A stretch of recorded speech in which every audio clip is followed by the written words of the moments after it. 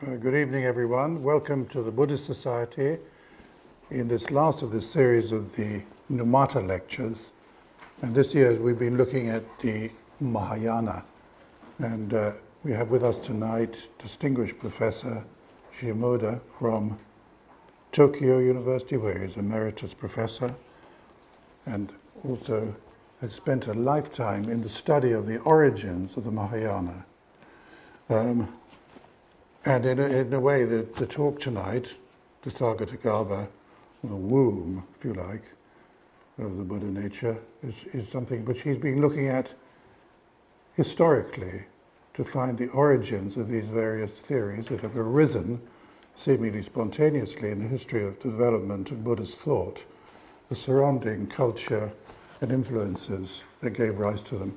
But tonight, our talk is Buddha nature, Tathāgatagarbha thought, the Buddha within. And I think I should say at the beginning of this that the idea of the Buddha nature is one of the most important thoughts in world culture, I would say. But it is based on other things. It's based on a long history and development of thought and practice. That's the important thing. But I won't take up any more time, but thank you very much for being here, coming here, and giving us this talk. Thank you. Thank you. Thank you very much for your kind introduction. Yes. It's a great pleasure to be with you this evening again, to explore a question that lies at the very heart of Buddhist thought. What is the true nature of human beings? Are we, despite our confusion, our limitations, and our suffering, ultimately capable of awakening to something deeper, something luminous and wise within ourselves? There is a particular teaching in Buddhism that dares to say yes to this question, and says so in the strongest possible terms. It is called Tathāgatagarbha, a Sanskrit word that might sound unfamiliar, but whose meaning has steered the imagination of Buddhists for centuries. It suggests that no matter how lost or damaged we may feel, within each of us lies the hidden presence of a Buddha. Not just the potential to become a Buddha, but the Buddha already present, obscured certainly, but not absent. This idea is sometimes referred to as Buddha nature. Now, I want to emphasize that this isn't just a comforting metaphor. In the tradition where this teaching arose, Tathāgatagarbha was offered as a deep response to a problem that all religious traditions face: how to speak about the possibility of transformation. And now I want to emphasize that this isn't just a comforting metaphor. In the tradition where this teaching arose, Tathāgatagarbha was offered as a deep response to a problem that all religious traditions face: how to speak about the possibility of transformation, how to affirm with conviction that those caught in ignorance and suffering can truly come to freedom.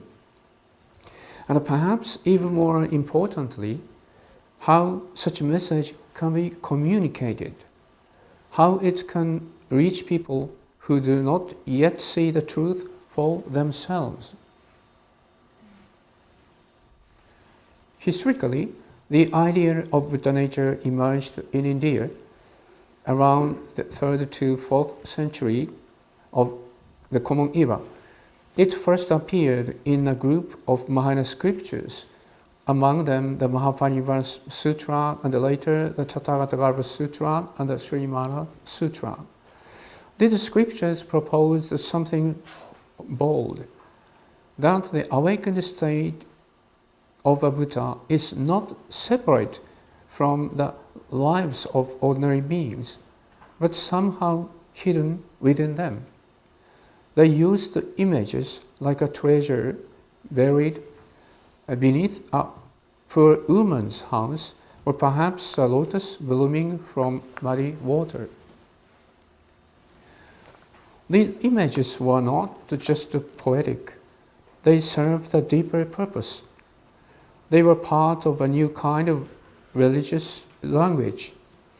Unlike earlier Buddhist texts, which often analyzed the world in terms of impermanence, suffering, and the absence of a permanent self, these Mahayana scriptures offered something else, a vision of the world as seen from the perspective of a Buddha. That is, they tried to speak not from the standpoint of ignorance, looking toward awakening, but from awakening, looking back at ignorance. This shift in viewpoint was profound. It allowed for the creation of a discourse that affirmed the dignity of all beings, not because of anything they had achieved, but because of what they already were, deep down. The idea of Tathāgatagarbha was born in this context. A new voice, rooted in the insight of the Buddha, reaching out to being still caught in confusion. As this idea developed, it took many forms. In India, one of the most important attempts to systematize it came in a treatise called the Gatagarbha Vibhaga.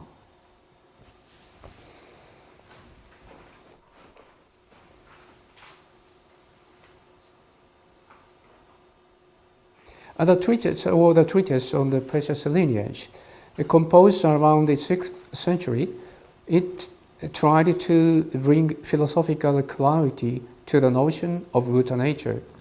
It did so by interpreting this inner Buddha not as a static essence, but as a dynamic potential, something that both is and is becoming. In the East, Asia, the idea took a different path. There, it became closely tied to a text called The Awakening of Faith in the Mahayana, a short but powerful treatise that blended Indian and Chinese ideas in a creative way. This text described Buddha nature as the very ground of reality itself, a kind of luminous suchness that gives rise to both ignorance and awakening. In this way, it framed delusion and enlightenment not as opposites, but as two aspects of a single living truth. And in Tibet, the idea was once again reimagined. There, the Tathāgatagarbha Vibhaga became central to meditation tradition that saw Buddha nature not just as a concept, but as something to be directly experienced. Tibetan thinkers developed intricate systems for understanding this inner Buddha, drawing on philosophy, contemplation, and personal insight. In some schools, the teaching was taken in a more analytical direction. In others, it was approached through meditation and the poetic language of direct experience. But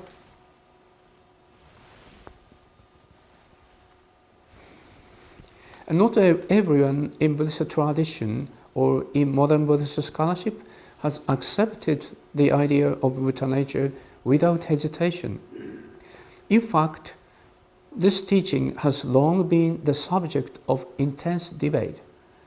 Some have argued that the very notion of a Buddha within seems to contradict something quite fundamental to early Buddhist thought, the principle that there is no unchanging, independent self. The doctrine of non-self, or anatman in Sanskrit, is central to the earliest Buddhist teachings. The Buddha taught that clinging to the idea of a permanent self is one of the root of suffering. Everything that we experience, our thoughts, feelings, perceptions, and even consciousness, is constantly changing. There is no fixed identity underneath it all, and to believe otherwise is to live in delusion. So when later Buddhist texts began to speak of an inner Buddha or Buddha nature, some scholars and practitioners raised a red flag. Doesn't this sound like a hidden self after all? Doesn't it go against the very insight that the Buddha taught? Isn't this just another version of what earlier Buddhism rejected? This criticism was given renewed force in modern times by a group of Japanese scholarship known as the critical Buddhists. In the 1980s and 90s, thinkers like Matsumoto Shiro and Hakamaya Noriaki argued that Tathāgatagarbha was a kind of backsliding into essentialism, the idea that there is some permanent core behind the changing world. They said that this doctrine resembled what Indian thinkers outside of Buddhism has proposed, that there is a permanent soul or Atman behind the sources, behind the scenes. To these critics, Tathāgatagarbha was not just philosophically misguided. It was, in their view, ethically dangerous. If everyone is already a Buddha deep down, then why bother with effort or practice?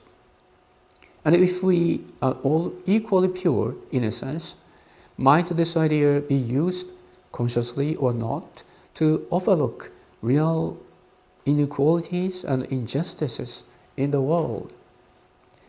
Might it become a kind of a spiritual excuse for doing nothing?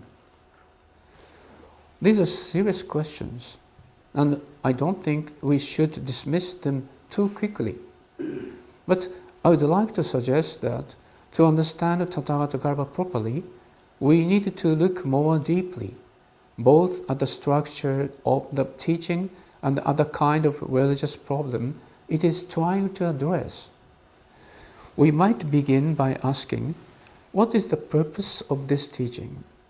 What kind of truths is it trying to convey, and to whom is it speaking? The first thing to notice is this: Tathāgatagarbha is not a statement about ordinary experience. It is not saying that if you sit down and look inside yourself, you will find a little Buddha meditating behind your thoughts. Rather, it is a statement made from the standpoint of awakening itself, from the standpoint of the Buddha. It is spoken from the other side, as it were, across the gap that separates delusion from wisdom, suffering from liberation. In Buddhist language, we might say that Tathāgatagarbha is not the descriptive truth, but the summoning truth. It does not merely describe how things are. It calls us toward a transformation. It does not say, you already see this. It says, from the place of awakening, I see this in you. This difference in perspective is essential. It changes the very meaning of the teaching. For the Buddha to say, you are already a Buddha, is not to flatter us. It is to speak from a world we do not yet inhabit and to invite us toward it. The minor scriptures that first expressed this idea knew how delicate this move was. One of them, the Lankavatara Sutra, explicitly warned that such teachings should not be taken at face value. It's called them Nayarta in Sanskrit, meaning of hidden meaning or needing interpretation. These teachings, it said, point toward a truth that cannot be grasped from within the standpoint of ordinary understanding. They must be heard with faith and gradually unpacked through practice and reflection. In this way, Tathāgatagarbha is not so much a metaphysical claim about what we are. It is a soteriological gesture, a call from the Buddha's world into ours, meant to awaken us from within. Seen in this light, Tathāgatagarbha is not at odds with the Buddhist idea of non-self. It does not say that there is a permanent soul hidden beneath the flux. Rather, it offers a different mode of speaking, one that arises not from analysis of the world as it appears, but from the vision of the world as it is transformed in awakening. It is not a rejection of non-self. It is a new way of expressing the possibility of transformation.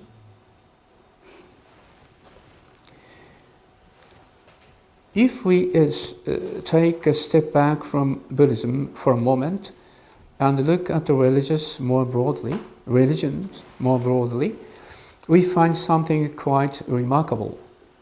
Nearly all religious traditions are shaped by a certain kind of structure. They speak of two worlds, one that must be left behind and another that must be realized. Sometimes these worlds are described in simple terms: this world and the next, death and immortality, impurity and holiness, exile and return. In Buddhism, we often hear of samsara, the cycle of suffering, and nirvana, the realm of liberation. These are not just places, they are two ways of being, two existential planes. And the central concern of religion is the movement from one to the other. This structure is what scholars call a soteriology, a way of speaking about the salvation or liberation. And at its heart lies a duality, the belief that human beings live in a world that is somehow incomplete, and that there is another, deeper world to be discovered, a world that gives our lives their true meaning.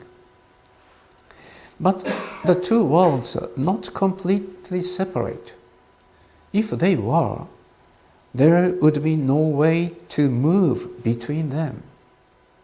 Instead, they are connected by a point of contact, a kind of doorway through which transformation becomes possible. In Christianity, this might be spoken of as grace. In other traditions, as revelation or mystical vision. In Buddhism, it is often the Dharma, the teaching, that serves as this bridge. The same dual structure appears in the idea of Tathāgatagarbha. It too speaks of two worlds, the world of confusion and the world of awakening. But it also insists that the worlds are not entirely apart. Somehow, even in the midst of suffering, the truth of awakening is present, hidden, perhaps, but not absent. The image often used is that of a jewel wrapped in rags. From the outside, one sees only the dirt and the cloth, but inside, the jewel is still there, untouched. The purpose of the teaching is to help us see through the outer layers, to realize that the reality we seek is not somewhere else, but has always been close at hand. This vision may sound paradoxical. How can the Buddha already be present in beings who are lost in delusion? How can awakening come from within confusion? But this, I believe, is the very point of teaching. It does not offer a linear path from here to there, from imperfection to perfection. Instead, it redefines our perspective. It invites us to see this very life as already touched by the light of awakening, even if we cannot yet grasp it fully.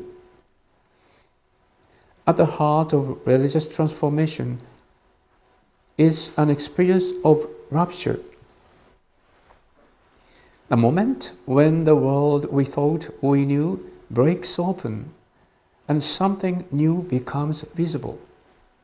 It is not simply a matter of adding knowledge or changing behavior. It is a shift in being. A new dimension of life appears, often described in terms of clarity, warmth, intimacy, and moral awakening.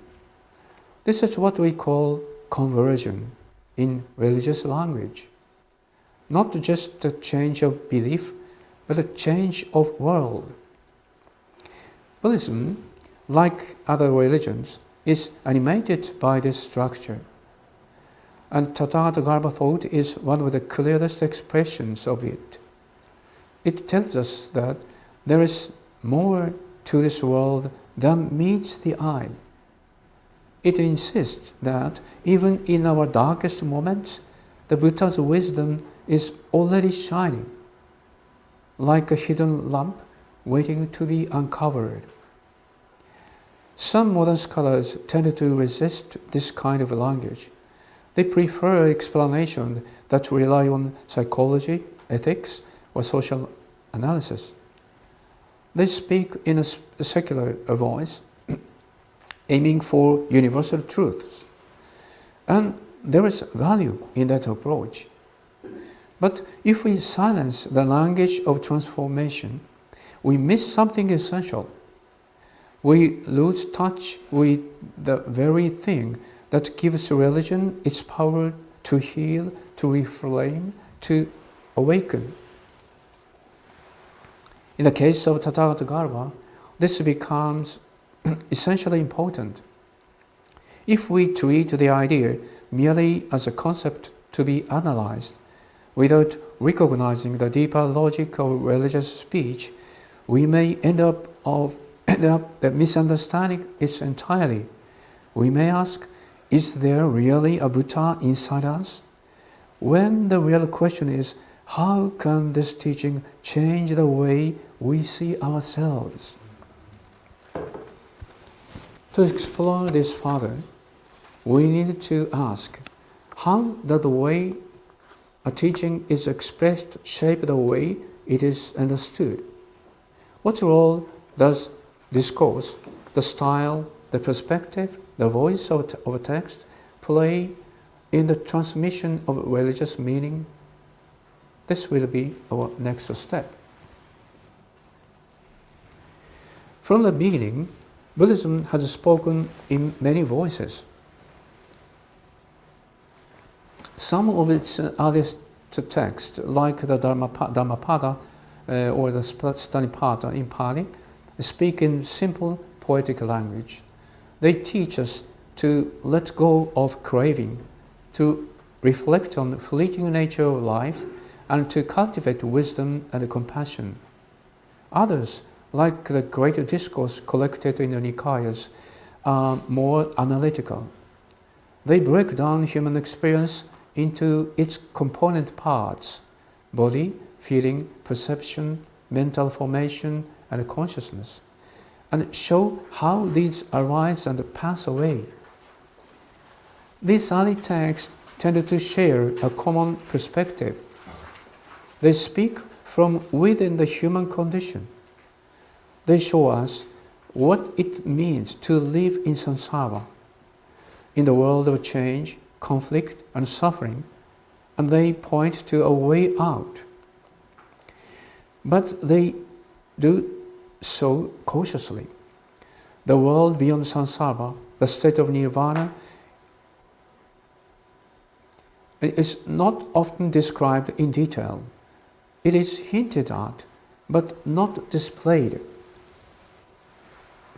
This makes sense. The early Buddhist teachings were deeply focused on how to uproot ignorance. Their goal was practical, to guide people step by step toward insight. They offered a path, not a vision of the goal. The truths they taught were designed to be tested in one's own experience, not accepted on faith alone. But over time, something changed. New texts appeared, texts that claimed to be spoken by the Buddha, but that looked and sounded very different. These were the Mahayana Sutras, and they introduced a new mode of expression. They spoke not from the standpoint of ordinary life, but from the heart of awakening itself. They presented the world as it appears to a Buddha. In this text, the imagery becomes grand, even cosmic. The Buddha teaches not just in forests or monasteries, but in vast heavenly realms. The ground is made of crystal.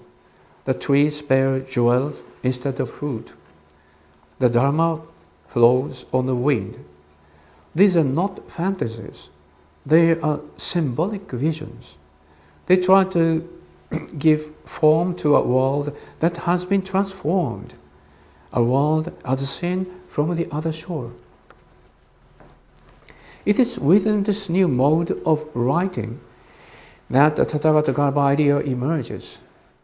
And this is no coincidence, because to say that there is a Buddha within us is not just a philosophical claim. It is a shift in perspective. It requires us to speak from the place of awakening, not just about it. The earlier teachings often analyzed the components of experience. They showed us that all the things are impermanent, that nothing can be clung to as mine, and that suffering arises when we fail to see this. But the Tathāgatagarbha teachings speak with a different voice. They say, even if you can't yet see it, the truth of awakening is already within you. Even if your mind is confused, the light is not extinguished. It is only covered like a flame hidden under a pot. This difference in discourse is important. It is the difference between diagnosis and encouragement, between deconstruction and affirmation. Both are needed, but they serve different purposes. The early texts aim to undo illusion. The minor texts aim to inspire confidence. And in this sense, Tathāgatagarbha teaching is like a hand reaching out from the far shore, saying, "Come, this is who you really are."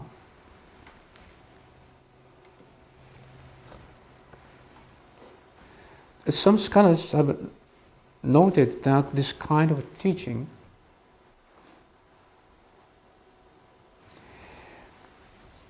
is structured less like a scientific theory and more like a revelation. It is not based on what we can observe from our side of the divide. It is based on what is seen from the other side, from the standpoint of one who has already awakened. The Vattanagata Vivāga, one of the most important texts on the Tathāgatagarbha, makes this point clearly. it says that only a Buddha fully perceives the presence of Buddha nature in all beings. The rest of us must receive this teaching in faith. Now, faith here does not mean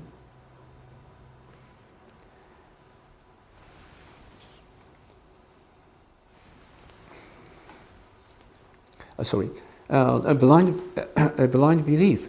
It means trust in a voice that comes from beyond our current understanding. It means allowing ourselves to be addressed by a truth we do not yet grasp, but which calls us forward. It is like standing in a dark room and being told, there is a door, walk toward it. This kind of trust is not foreign to Buddhism. In fact, it is what allows teaching like Tathāgatagarbha to function. For the Buddha to say, you are already whole, already luminous, is not to give us something we lack. It is to awaken in us the very capacity to hear those words and respond. In this sense, the Tathāgatagarbha is not just a doctrine, it is a mode of address.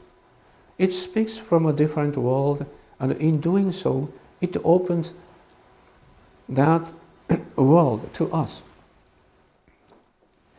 Let me now turn to two powerful stories from the Mahayana Sutras, stories that shaped the idea of Buddha nature in unforgettable ways.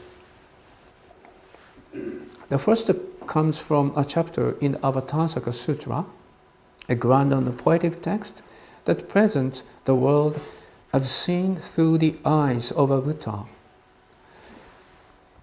In one of its visions, it describes a miraculous image, a giant canvas on which the entire universe, the 1,000 great thousand world system, is painted in perfect detail. Every mountain, every river, every being, every act of compassion or harm, all are present on this single vast tapestry. But the most astonishing part is this. The entire canvas, with all its detail and complexity, is said to be folded into a single atom. And not just in one atom, but in the atoms of every single sentient being. The Buddha alone sees this. He perceives within each person this hidden cosmos, a reflection of our awakening, present even if no one else knows it. It is an extraordinary image, and its message is clear. The wisdom of a Buddha is not something external, something handed down from above. It is already within us, folded into the very fabric of our being. But we cannot see it because we do not know how to look. The second story comes from the Tathāgatagarbha Sutra, the text that gave this teaching its name. It opens with a mysterious scene on Vulture Peak. In the sky above, countless lotuses appear, beautiful, radiant, and each one containing within it a seated Buddha. The assembly of Bodhisattvas is amazed, but then something startling happens. The lotuses begin to wither. They shrivel and give off a terrible smell. The Buddhas inside are still there, but the beauty that surrounded them has vanished. The Bodhisattvas are confused and distressed. Why will such pure forms decay? The Buddha then explained, these fading lotuses are like ordinary sentient beings, full of defilements, unpleasant to behold. But yet,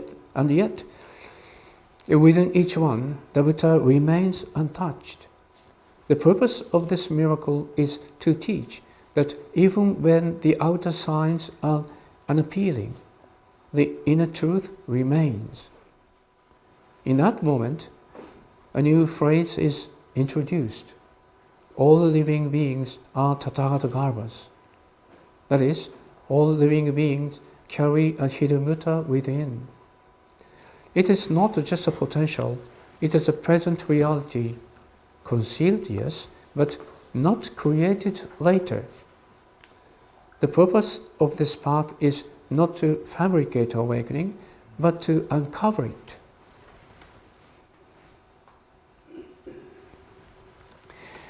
What these two sutras offer is modern explanation. They offer a shift of vision. They don't just tell us that we are Buddha inside. They show us within images that speak to the imagination, not just the intellect. And in doing so, they enact the very transformation they describe. They allow us, even for a moment, to glimpse ourselves as a Buddha might see us. This is what makes the teaching of Tathāgatagarbha so compelling. It doesn't deny our faults or our suffering. It acknowledges them fully, but it insists that they do not define us. They are like dust or on a mirror, real but removable. The mirror itself is never broken. This is not just a comforting thought. It's a radical reevaluation of what it means to be human. It says that the deepest truth about us is not our confusion, but our capacity for awakening. And that this truth is not something we must earn. It is something to be remembered, uncovered, brought into light. The voice of these texts is not the voice of judgment, but the voice of confidence. They trust that even in the midst of delusion, something in us is already resonating with truth. And that is why Tathāgatagarbha teaching continues to move people, not just because of what it says, but because of how it speaks. Let me now bring this talk to a close. We have looked together at the teaching that is both ancient and deeply relevant, Tathāgatagarbha, the idea that every being holds within themselves the essence of a Buddha, and it is not just a doctrine to be debated. It is a way of seeing, a way of speaking, and ultimately a way of living. It arose in a time when Buddhism itself was changing, when new voices sought to express not just the path to awakening, but the world as seen from awakening. It found expression in new scriptures, new images, new modes of discourse, and it gave rise to a vision of human nature that is at once humble and profoundly affirming. This vision tells us, your suffering is real, your ignorance is real, but they are not the final word. Beneath the layers of confusion and pain, there is something unspoiled, something luminous, not a fixed self, not a permanent soul, but the trace of a deeper truth waiting to be uncovered. The Mahayana Sutras knew that such message could not be conveyed by argument alone. They used images, poetry, drama, tools that speak not just to the mind, but to the heart. And they spoke with the voice of the Buddha himself, not analyzing the world from within samsara, but revealing it from the standpoint of nirvana. To hear such a voice is to be called not flattered, but summoned. Called to see ourselves not just as we are, but as we might be seen by an awakened mind. Called to live not from fear or self-doubt, but from trust in the possibility of transformation. This is why the teaching of Tathāgatagarbha still matters, not because it solves all philosophical questions, not because it avoids all difficulties, but because it dares to speak across the divide, across the gap between delusion and awakening, with a voice that says, "You are more than you know." The Buddha in you is not a fantasy, it is a fact, one that you are called to realize. And here, I'd like to leave you with one last thought. In Buddhist history, the development of new ideas has always gone hand in hand with new ways of speaking. As the language of Buddhism changed, so did the consciousness of those who engaged with it. New forms of expression gave rise to new forms of understanding and new possibilities of living. Tathāgatagarbha thought is a perfect example of this. It did not emerge from meditation practice alone, it emerged from discourse, from the literary creativity of the Mahayana scriptures, and from the voices that dared to imagine what it would mean to see the world through a Buddha's eye. And over time, these words gave birth to practices, to institutions, to communities shaped by the vision they expressed. In this sense, Buddhist teaching do not merely describe the world, they shape it. They do not merely reflect the mind, they form it. The world of Dharma are not neutral, they are generative. They create space for new ways of being. And so, when we speak today about Tathāgatagarbha, not just as a scholar, but as a human being, we are participating in that same process. We are asking, once again, how should we see ourselves? How should we see others? What kind of world do we want our words to help bring forth? The teaching of Buddha nature tells us, see the dignity in every person, see the possibility in every life. Speak in ways that awaken, not condemn, and in ways that trust what is deepest in yourself and in others. If we can do that, even a little, then we are already walking the path the Buddha laid down. Thank you.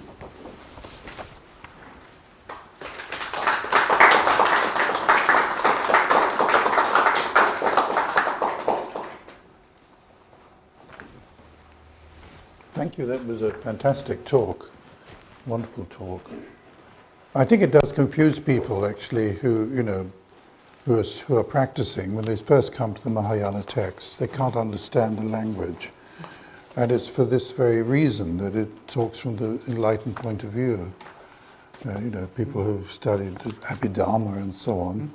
But then you get a kind of reaction to it, to kind of Mahayana fanatics who then look at the Abhidharma and just try and sweep it away as if it's nonsense, but it isn't, of course. But thank you, it was a wonderful talk. Thank you. I thought you put it beautifully, actually. I'll leave you to answer the questions from the audience.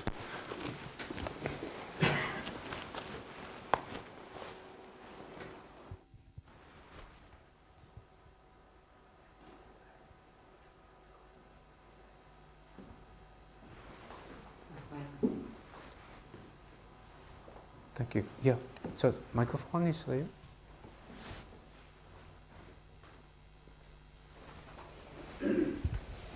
Thank you. I have a very short question, but before I do, thank you very much indeed for this wonderful series of talks on the You started from the history of it, looking at the three jewels, the three treasures, which are common to all of Buddhist traditions. And then yesterday we looked at the origin of the Mahayana Sutras, and today the wonderful positive vision that emerges from the Tathāgatagarbha Sutras, which really is a transformed way of seeing the world and relating to the Buddhist scriptures itself. So thank you very much indeed for these talks. Just listening to them has been really transformative, and it's given me personally a lot of confidence to look more deeply, to listen to the Buddhist sutras. But just my question, very short one. Buddha nature and the womb of the Tathāgatagarbha and Buddha nature, are these two concepts synonyms, or is there a difference between Buddha nature and the womb of Buddhahood? Yeah, simply these two synonyms. Buddha nature is the original Sanskrit term Buddha Dhatu, and Tathāgatagarbha is literally in Sanskrit. So meaning is Tathāgata's essence or something like that. So the Buddha Dhatu is Buddha's essence. So yeah. So and these two words first appeared in the Mahayana Nirvana Sutra in Mahayana, and then so accepted by the Ratnagotara Vibhaga, which systematized this thought of Tathāgatagarbha thought, of Buddha nature thought, so using so many various Mahayana Sutras concerning the idea of Tathāgatagarbha and Buddha nature. So yeah, simply, yes, so these two are synonymous. Yeah.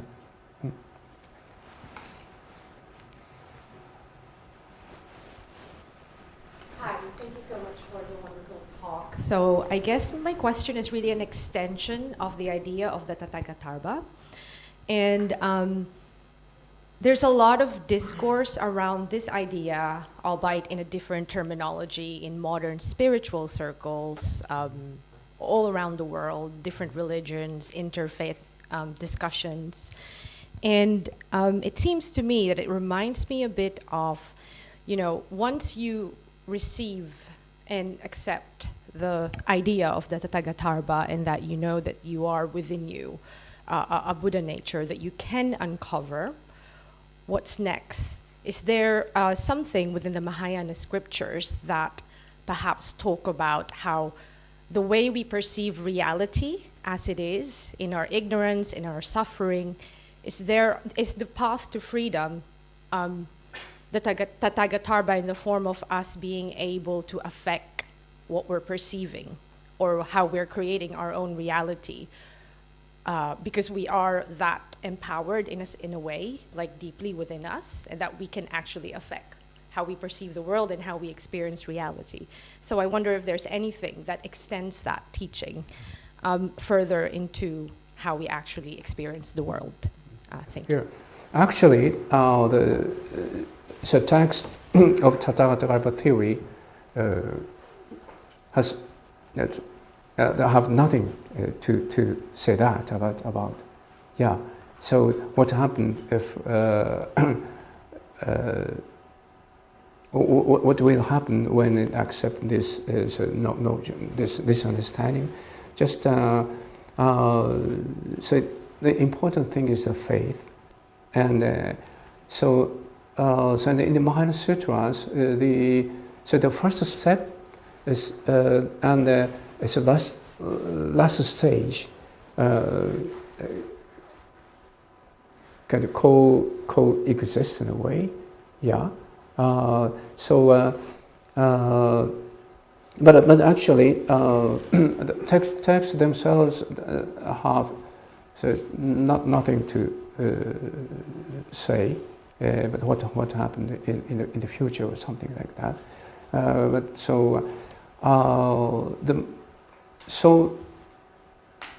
Seen from the perspective of the purpose of the Tathāgatagarbha theory, the most difficult thing is whether or not we can transform ourselves or not. Yeah. Then once we can accept the possibility of transformation as an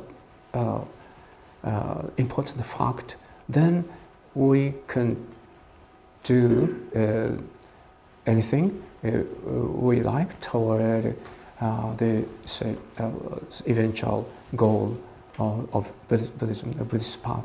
Yeah.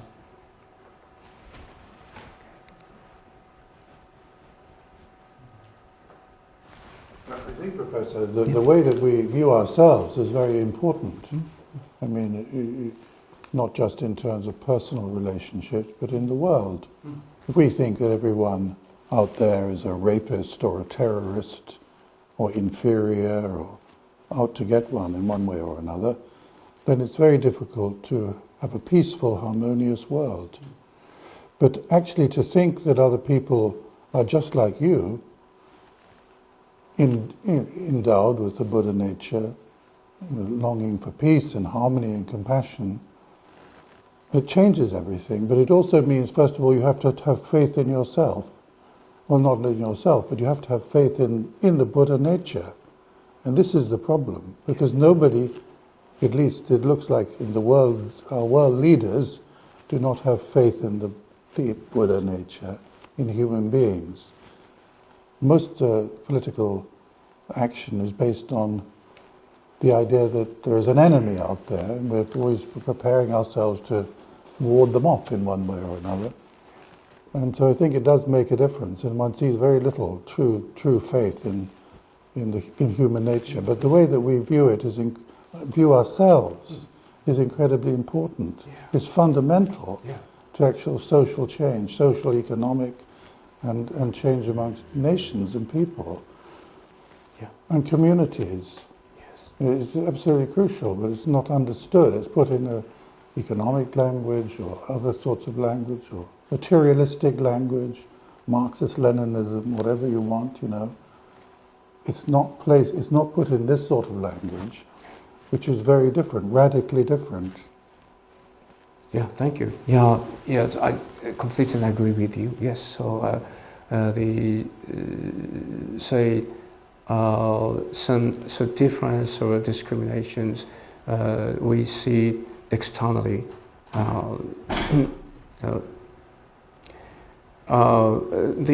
These just confuse ourselves. So to concentrate on is observing ourselves is the most important point. Yeah. So then the point of transformation of relationship between the internal and external, this world, takes place. Yeah. Mm-hmm. Yeah.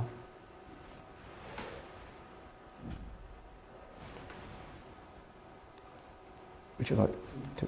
No, thank you. It is a radical, dangerous thought, I think, in many ways. At the heart of Buddhism, there is things that people are very frightened of. They'd rather cling to other things, to other ideas about good and bad and so on, life and death. It's much easier to see a world that's divided up into opposing forces and not a unified world. I think, Professor Shimoda, you clarified the most important point, that the Tathāgatagarbha,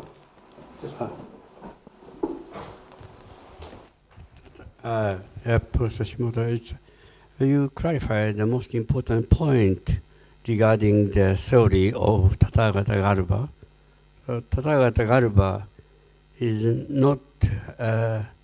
a descriptive statement that everyone has the Buddha nature, but it is a call to us, those who are in confusion and ignorant beings who are in confusion, from the standpoint of the Buddha, awakened person. So that if we awaken to this call from the Buddha, just as you are, come to me just as you are, then this awakening gives us the possibility of transformation. It's very, very important. So if we awaken to it, then we trust them, and this trust is faith of Mahayana Buddhism, I think, yes. That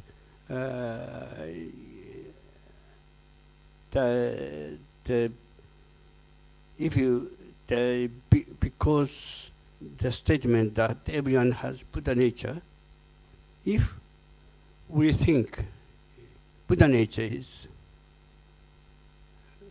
right, or a qualification of everyone to be a human, as a human being, that causing problems, misunderstandings.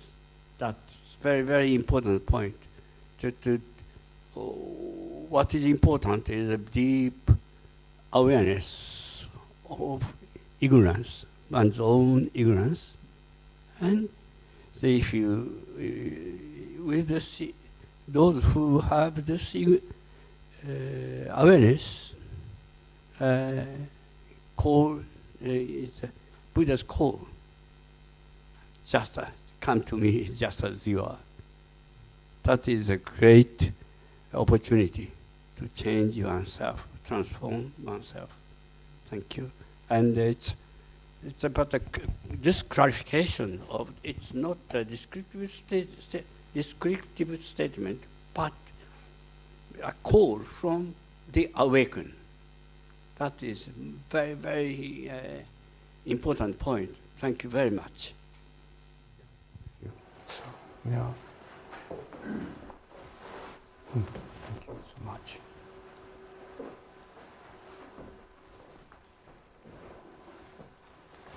Someone raise their hand online. Shall I unmute? Allow to unmute? That's how you want it, right? Yeah, I'm ready for this. Let's try. Andy, can you unmute and ask your question, please? Someone called Andy raised hand.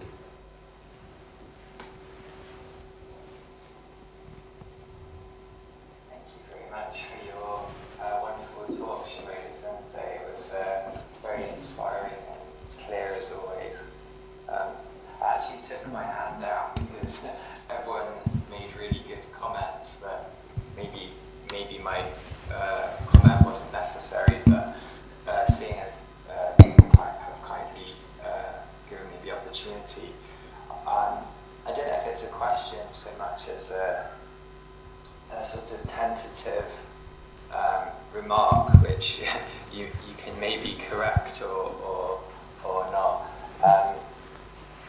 The question earlier, there was a question, a lady's question about do the sutras have any practices relating to the Tathāgatagarbha, and you said no, that they don't contain practices.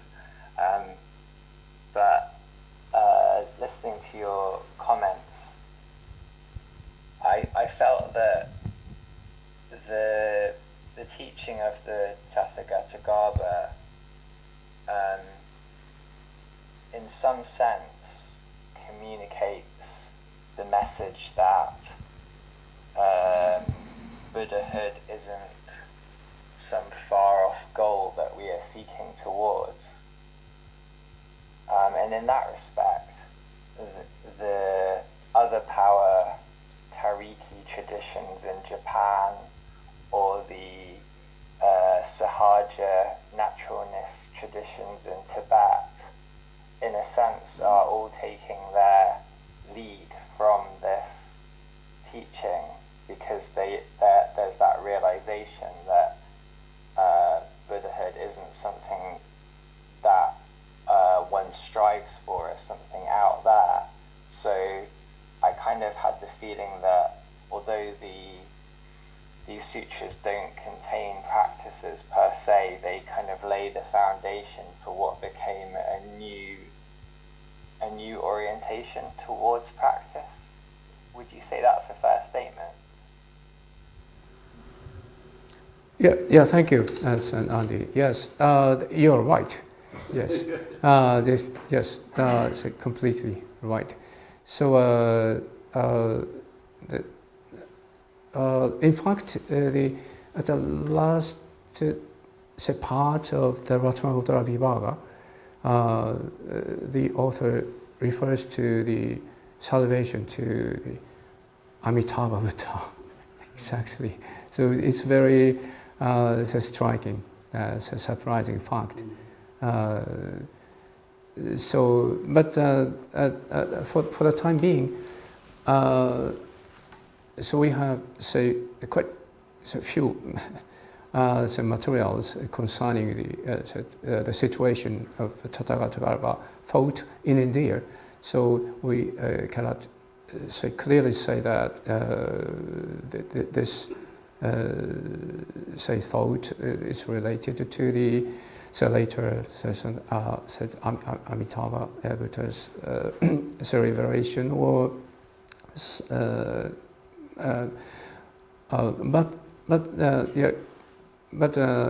yes, they explicitly these treatises explicitly state their reference to the Amitabha Buddha.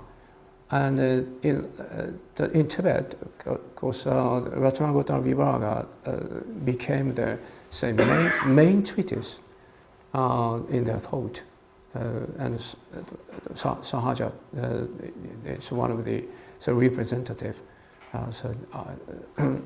thought in Tibet related to this Tathāgatagarbha thinking.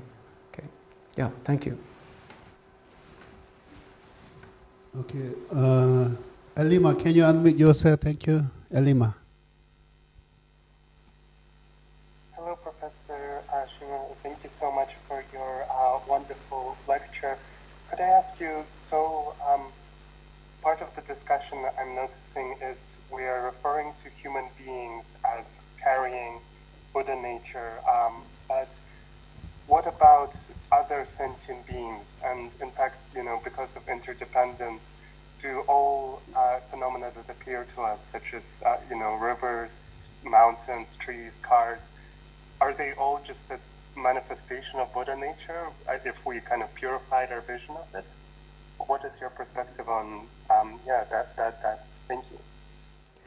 Yeah. So the metaphor represents the Buddha's wisdom, so which transparently sees all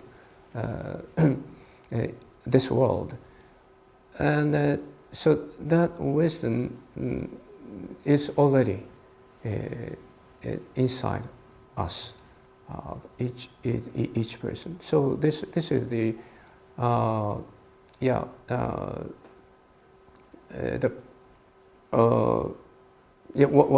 the Avatamsaka Sutra explained. So not the metaphor itself represents the Buddha nature, but the something manifest through Buddha's wisdom,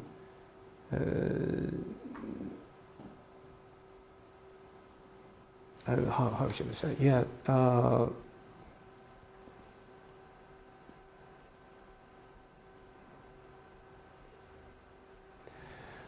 Exactly, in the Tathāgatagarbha theory, through Buddha's wisdom, we know, say, we have Buddha nature. So,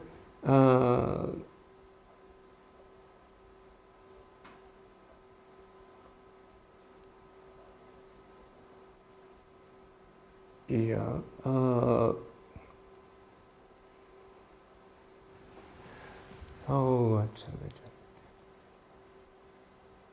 Anyway, yeah. So this metaphor refers to the Buddha's wisdom. So not Buddha nature itself. Okay. So all beings, we can say all beings are embraced in the wisdom of the Buddha. Yeah, exactly. Yes, yes. Yeah, all beings fundamental fact. Are embraced by the Buddha's wisdom.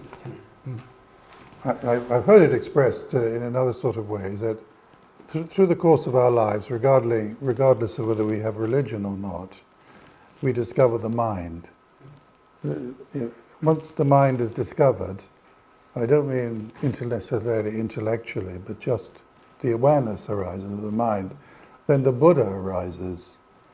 We don't necessarily mean the Buddha, but that thing that we are talking about that you can't really describe. And through that, through the discovery of the Buddha, comes the idea of awakening. And through that, the idea of awakening comes awakening. You know, it's a spontaneous and natural process, sequential process for all human beings, regardless of whether they're Buddhist or Christian or Muslim. It's a natural developmental process. It's an extraordinary, miraculously strange and mysterious form of alchemy, you know. But I mean, with the thing about organized religion, it gives praxis, you know, it gives you a way, a discipline of speeding that process up, you know, accelerating it and making it, and having a language, and creating a language, which is culture. You know, and something we can share, we can all share together. And you know, your talk tonight is part of that, you know, and affirming our values too, at the same time. You know. There's one more. Tatiana, can you unmute yourself? Can you unmute, please? Can you hear me? Yes, yes. Yes, sorry, I'm in a different country.